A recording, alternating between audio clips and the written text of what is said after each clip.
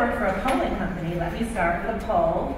How many of you personally own one of these devices in your homes? Okay, those who do not own one, considering purchasing? Okay, well, these devices have the potential to really change the way audio and music are consumed. If you own one, you probably already see this. We at Edison have been conducting research on smart speakers since early 2017, and we have a lot of data on them. In fact, today I will show data from 4 separate studies Edison has conducted with smart speaker owners over the past couple of years. So stay with me, there will be a quiz at the end. But before I get to the data, I want to show a brief scene from the 1984 movie Star Trek IV, The Voyage Home, because it's going to explain something that I think we're all going to see in the years ahead. Perhaps the professor could use your computer. Please. Computer? Computer?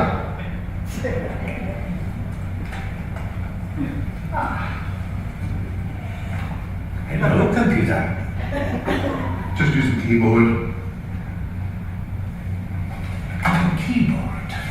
Oh, great.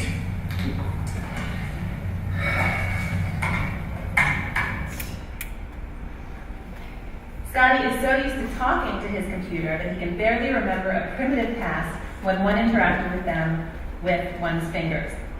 Smart speakers are computers you talk to. Just as we got used to typing on our desktops and laptops, then got used to using the touch screens of our smartphones and tablets, we're now speaking commands to smart speakers. As technology moves along, there's all kinds of evidence that this science fiction world is rapidly coming true. We may someday think it's quaint to remember how we used to interact with our computers. And there are many examples of how big a change this can be, and today we'll explore how smart speaker owners use these devices overall and take a look at the shift in audio and music listening behaviors in the US as a result of these devices. We traveled around America to talk to smart speaker owners, and we found one who really brings the practicality and usefulness of these devices into focus. Let's meet Lizzie, a new mom from Chicago. And as you watch, note what it means to her to have the ability to interact without having to pull her smartphone out of her pocket or purse. Lizzie let us into her home when her baby was just 5 weeks old. Let's see how she's doing as a new mom.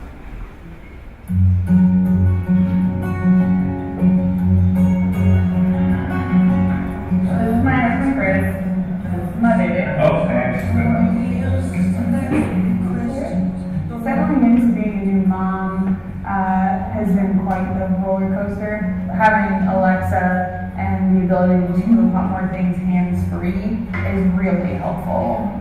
Alexa, give me my flash briefing. Just this morning I had to ask Alexa what time it was because I wasn't wearing a watch and I couldn't use my phone. Otherwise, you're waiting until the baby goes down for a nap to spend some time figuring out what's going on in the world. Come on, baby. Take it easy on me. Wanna get down to the heart of it all. My favorite thing to do right now is have her call my child. I'll yell out, Alexa, play Can't Take My Eyes Off of You by Frankie Valli, and she does, and it's wonderful. And we dance around the kitchen, and the baby gets calm every time.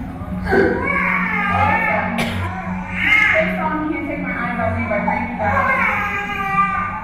Can't take my eyes.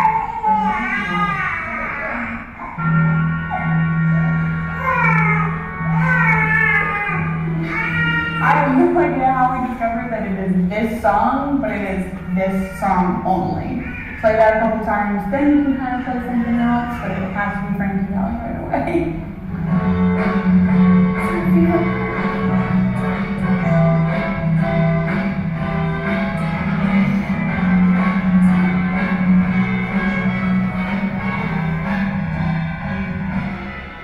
I think the way that I feel about a lot of the technology that we have, but also Alexa, is I don't know that you need it to live your life, but it certainly is making my life a lot simpler.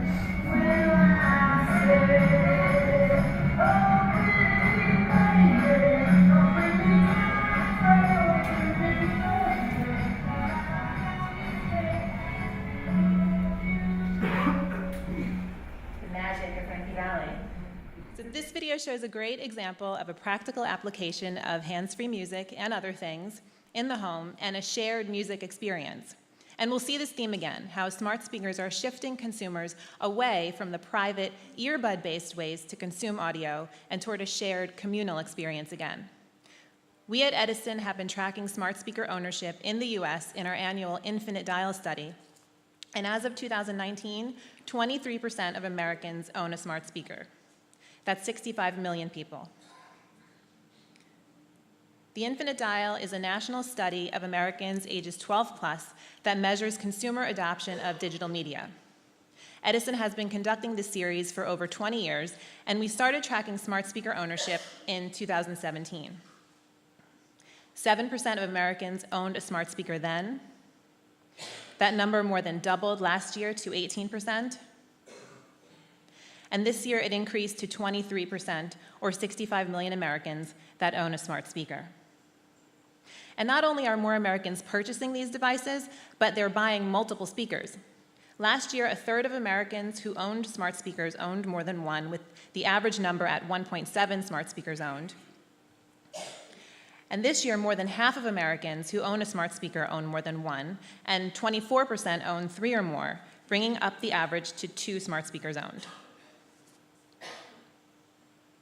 Edison's Share of Ears study is an in-depth look at the share of time Americans spend with all audio platforms together.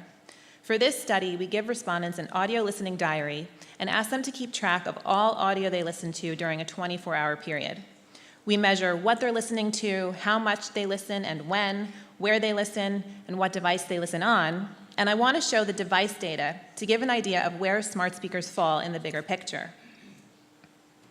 So this graph represents the time spent listening to audio in a typical day in the US and what percentage of that time is spent with each device.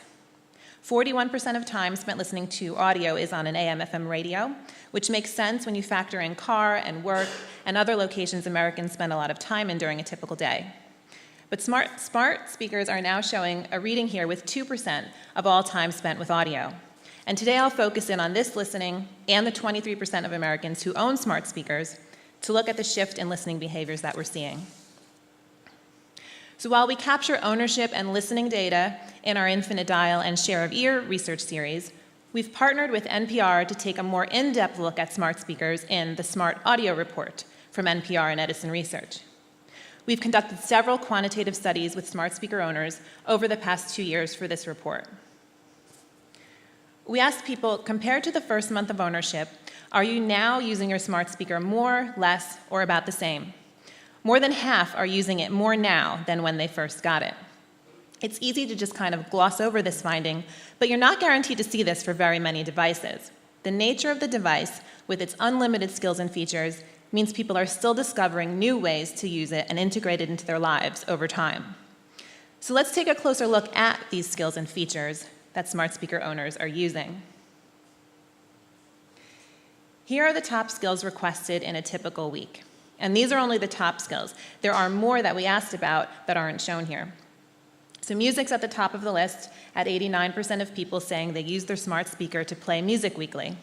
No big surprise there. We know that Americans are using their smart speakers for music and audio, and we'll dig into that a little bit more in just a bit. But look at all the other tasks requested in a typical week.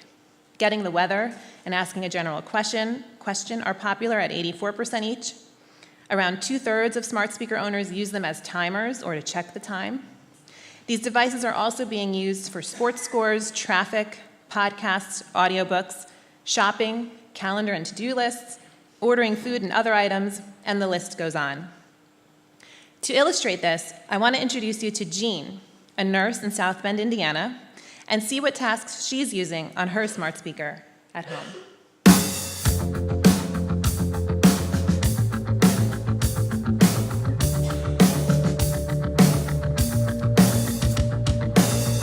Alexa, how many days until February 14th? There are 34 days until February 14th, 2018. When we first got Alexa, we got it for Christmas. Actually, I bought it for my husband 2 years ago for Christmas. Well, as his wife, everything that he owns is also mine. Alexa, turn the thermostat to 70. My kids use it all the time. Alexa, how many cubes with a volume of 2 cubic centimeters will fit into a larger cube with a volume of 8 cubic centimeters? And I'm like, no, you know. I'm like, that is not fair. You could not do that. Sorry, I don't know that one. Oh, you have to do it on your own. I know. We'll usually turn on music and listen to it until dinner time, just because it's just more accessible. It's just easier. You know, we have a radio that's underneath our cabinet that didn't really get good reception, so unless you like hooked up your phone to it and did Bluetooth, you weren't really going to listen to anything. So, Alexa, open B100. Hi, this is Jesse Garcia from B100. Tell us what you want to hear. So here, of course, we saw Jean talk about using her speaker for music, but we also saw some of the other uses of the device, updating her calendar, setting a thermostat, and asking a general question, as her son did for his homework. So we've seen that Americans are using these devices for many tasks, using them more as time goes on, and having meaningful interactions, many of which are centered around music and audio. So let's dig into the music and audio data a bit more. We asked, how much do you agree or disagree with this statement? You're listening to more audio since you got your smart speaker. 68% of smart speaker owners say they agree. They're listening to more audio. And we asked smart speaker owners how they listen to audio most often. And the smart speaker is the #2 device that smart speaker owners use for audio. Number 1 is the mobile device, smartphone or tablet, at 25%, and right behind that, smart speaker at 23%. In fact, in the previous wave of this data, smart speakers were tied with speaker connected to a smartphone. Here they have surpassed it, and it'll be interesting to see if it continues to increase. And in fact, when we asked smart speaker owners to report how much time they're listening to music on their smart speakers in a typical week, the average is 5 hours and 10 minutes. Here's a video that shows smart speaker owners using these devices for music in their homes. All right, Alexa, play, Here's a station you might There you go. Imagine Dragons. Yep, that works. That's probably what we use it for the most. I mean, when he used to work nights, I'd listen to it all night. Is she not listening to you? This is normal. Alexa, play 97.5 The Fanatic. It's really changed how I listen to the radio, I think. 97.5 The Fanatic on iHeartRadio. Now that the Alexa radio is connected to the internet, the reception's always great. I can change stations with my voice. Alexa, put iHeartRadio. Getting the last iHeartRadio station you listen to. Jason Aldean. It's so easy. You don't have to get anything out. Like, I mean, before when I was like cooking, I wanted to listen to it, I had to get like my speaker and then do my iPod and then sync them, and it was never on. It was never, something wasn't charged or something wasn't there. So I never used it. But that is just there. Alexa's just sitting there and I just say it and it's just on and I love it. Alexa, can you turn on Jason Aldean radio? Hey Google, play some Grateful Dead music. Sure, playing Grateful Dead on Google Play Music. Mostly, that thing is going to get his music workout with me. I'm on a free trial for music with Amazon, but I've been a Prime member for a while. Alexa, play songs by Outkast. Shuffling songs by Outkast. 1, 2, 3, go! My baby romance around me. She loves me so, and this I know for sure. And do you think you'll buy a subscription? Absolutely. Because once you have control of the music like that, you don't want to go back to anything else. Alexa, play songs by T.I. Shuffling songs by T.I. Woo! Bring 'em out, bring 'em out, bring 'em out, bring 'em out. It's hard to yell when the barrel's in your mouth. The Amazon gives me everything I need. I don't really have to even dab into Pandora. I just feel like I could probably stream it through, but I don't know how they would interact together, so I just rather go straight to the device. So this video showed the various ways these devices remove friction from listening to audio and music and radio in the home. These devices are essentially bringing radio back into the home. And the man at the end, Daryl, brought up something worth reiterating. He's asked about purchasing a streaming subscription and says, Absolutely, because once you have control of the music like that, you don't want to go back to anything else. These devices are leading to more audio and music consumption and have the potential to change the landscape of music subscription services as a result. And as we're also seeing in these videos, where does the smart speaker live? At the center of the home. Over half of people with only one device have their smart speaker in a central living space, such as the living room, family room, or den. And if you add in the kitchen, another shared space, that number jumps to 80%. These are social devices.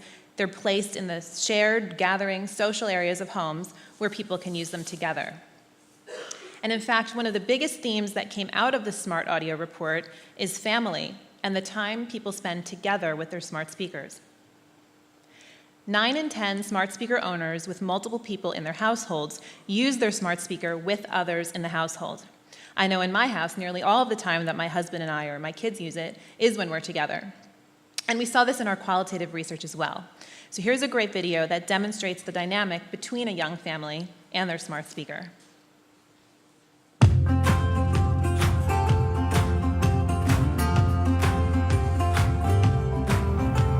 need to ask Alexa how to spell the monkey we're bored. First name is Steve.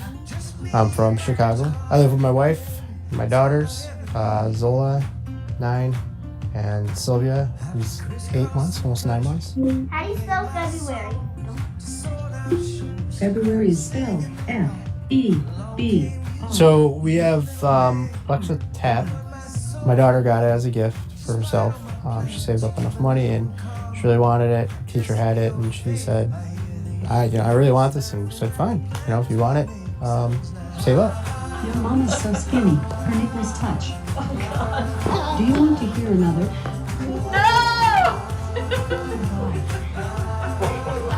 Our daughter will come home from school and she'll say, I learned this new dance at school, this song, let's find it on Alexa. She'll pull it up and she'll do a little performance for us, show us what she learned. Let's play Sylvia's favorite song for her. Play Juju on that beat. Playing Juju on that beat. TV. Then why do you want to play it? She likes it.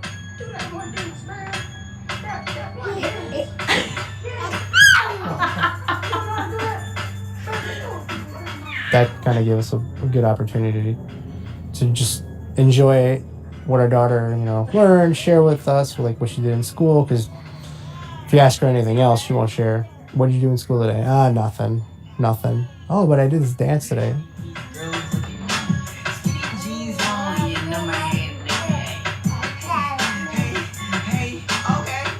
We probably hear that song at least 4 or 5 times a day. Yeah. Set timer for 20 minutes. 20 minutes. Spotify, like on my laptop, we don't need that anymore. What it really replaced was the need for my daughter to really come to me to get the music on and play it, or to use our phone. So for her, it's more like in her hands now. Ready? Play back. MIA. So in that video, we saw a family gathered around an audio device listening together. The smart speaker has made audio and music social again. It's made it a communal experience. You didn't see earbuds in that video. Earbuds make the listening experience private and separate. Here we saw audio and music at the center of a social family interaction. And the father mentioned at the end there how accessible it is, not just for the adults, but the kids in the household to play music. I see this at home with my 2 boys, and in particular my 4-year-old, who can now play songs he likes all on his own, and is very proud, I might add, when the speaker understands his request. So because family was such a strong theme that came out of the Smart Audio Report research series, we wanted to look into it further. We were approached last year by Pandora and Omnicom Media Group to conduct a study around smart speakers, and it was the perfect opportunity to dig a little deeper on the impact of smart speakers on families in the US.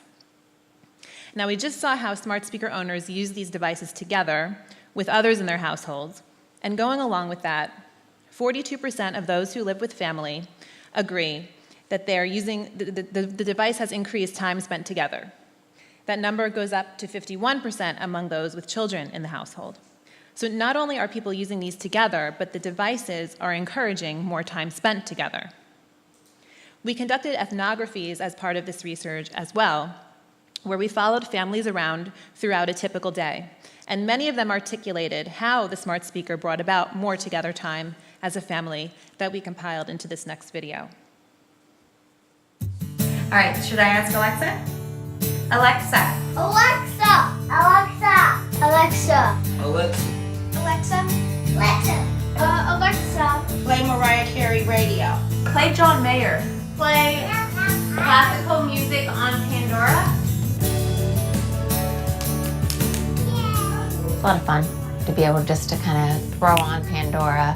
We have another Bluetooth speaker, but it didn't interface with my phone as well, so that was huge for me to be able to have dance parties in the kitchen anytime we wanted to. My daughter loves to dance. She's in dance class and we'll listen to music and we'll dance. Have a lot of dance parties.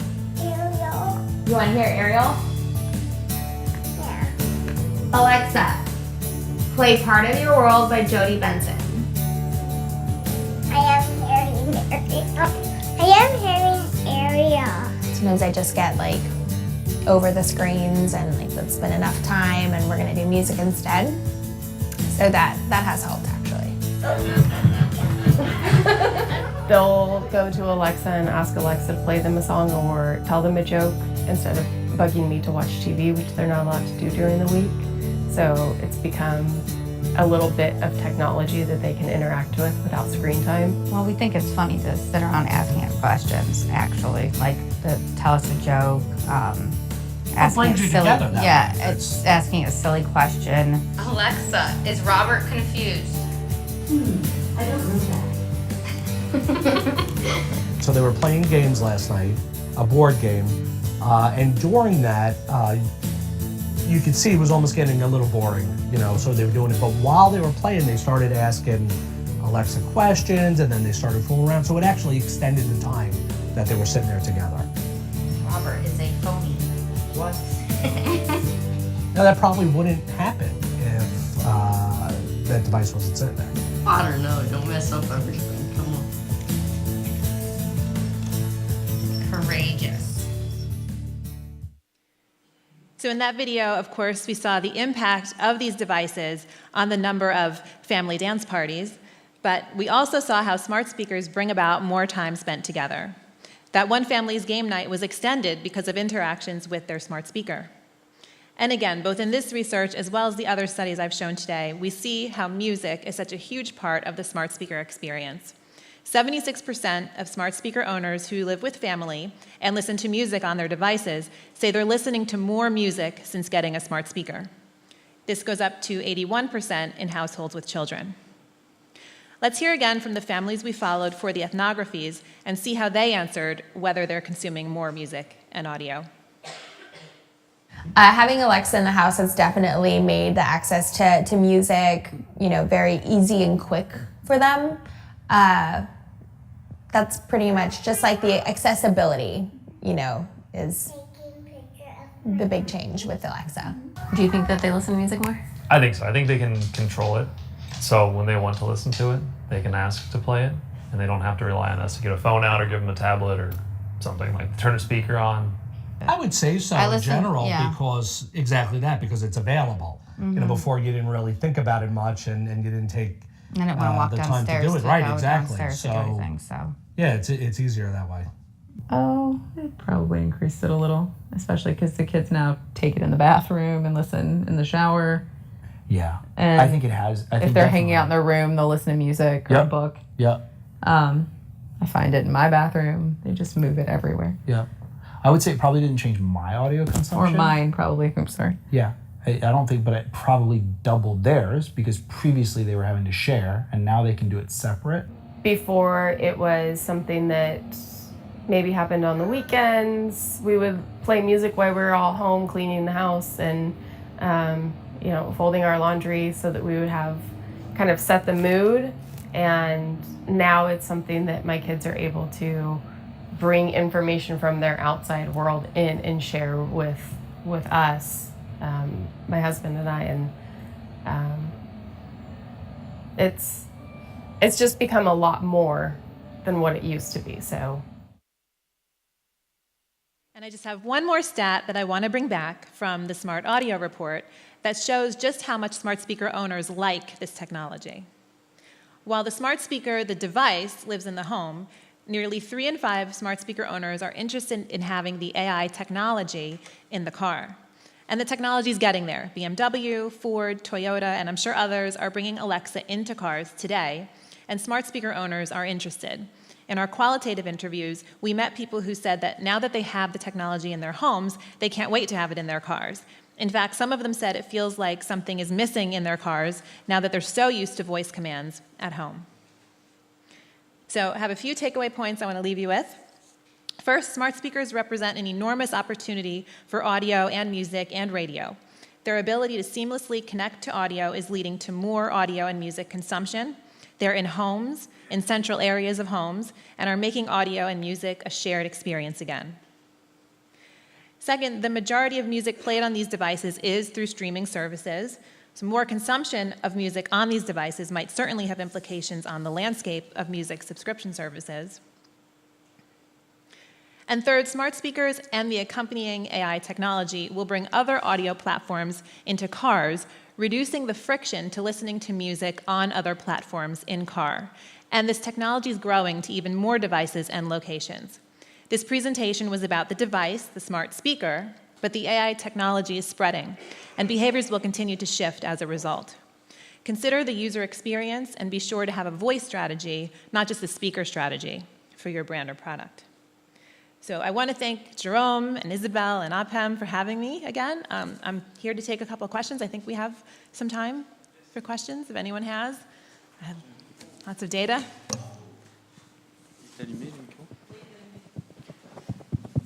Hi, thanks for the presentation. It was really nice.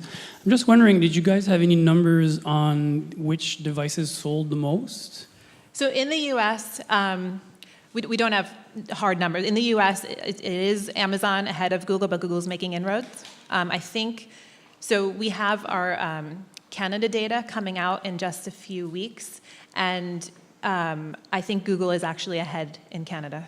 Just one last question. Did you guys even consider asking the owners if they worried about, Alexa listening in on their children, on themselves, on conversations, and and then that kind of thing that we all worry about, the privacy aspect of it? You did take a look at that a little bit as well? Yes. So the concerns are real. So among smart speaker owners, it seems like the sentiment is, yes, I'm concerned, but I'm using it anyway. And right. then we did a study of those who do not own, but are interested in purchasing. And their feelings are, their concern is there about those things, about it always listening and the government listening, and we specifically asked about that. But more of them had concerns, such as they don't know enough about it, and that was what was holding them back from purchasing, or they were worried they wouldn't use it. So. It was very interesting how it brought people together, less looking at screens, yes. And it's more like a central and sharing opportunity for the family. For that, it was nice. Yeah, that was another theme with reducing screen time using the audio device.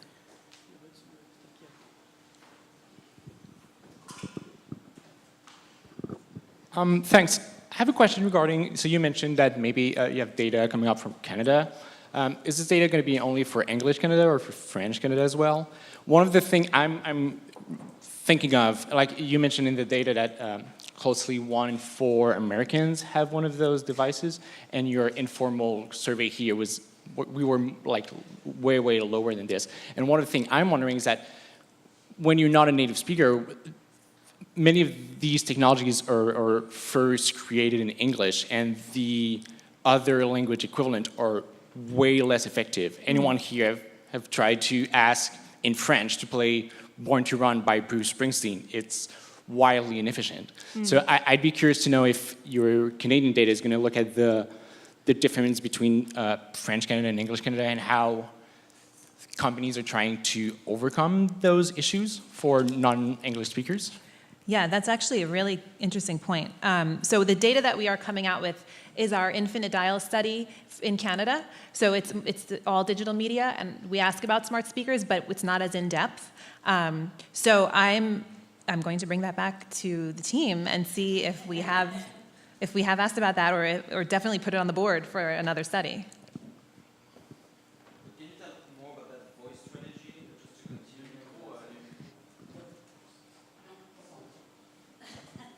if you can expand on the voice strategy notion that you ended up with, because that's related to, I think everybody's thinking about this, is like, how do we say names in French or in Japanese or all this kind of stuff, and like how, because the whole point is removing friction, but there's friction there, and so that's, yeah, like tell us more about that.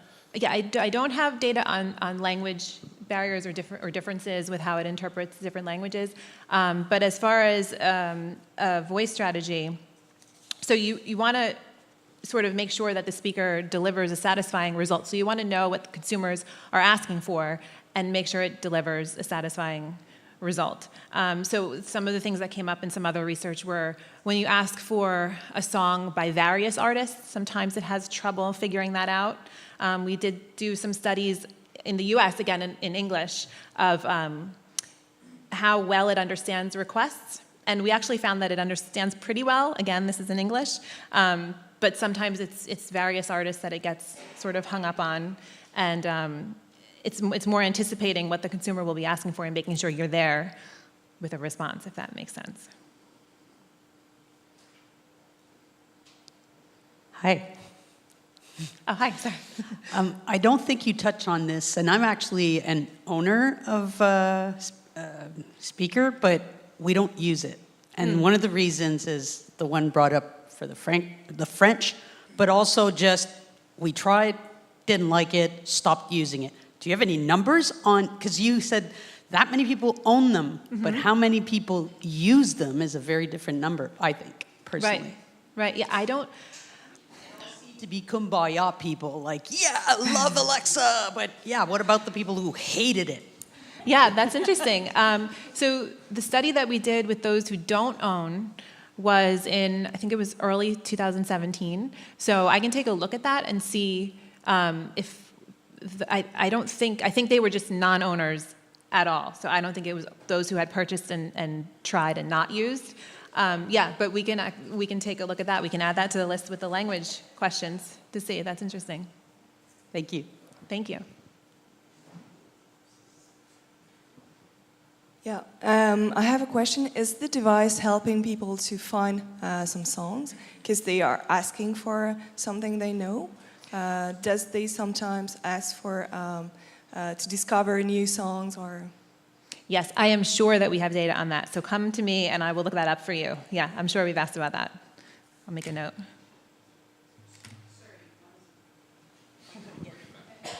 Sorry, and you might have said that. I came in late. Is there any development on the searching through lyrics and what people do with the, like, play that song that talks about a blue dog or whatever? Do you have any idea of how that's developing, or? I don't think we have data on that. I can make a note and see if we do, but I don't know if we've asked specifically about lyrics. Because we're developing lyrics databases, so it's super interesting and we think that's part of what's going to be a trend. Yeah. So it would be interesting to know. Okay, and possibly in that study where we asked about how well it understands requests, but I don't know how music focused that was, so I'll have to go back and look at that. Super, thank you.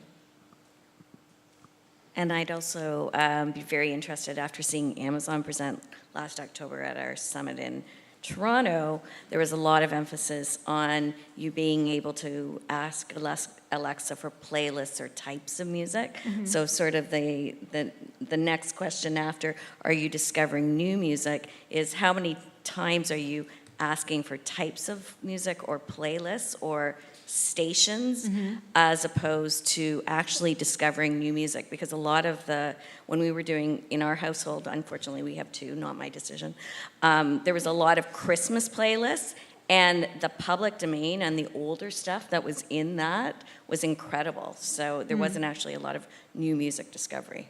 Yeah, I think we actually have that data in the Pandora study that I showed, the Pandora Omnicom Media Group, among families. So I can pull that up for you.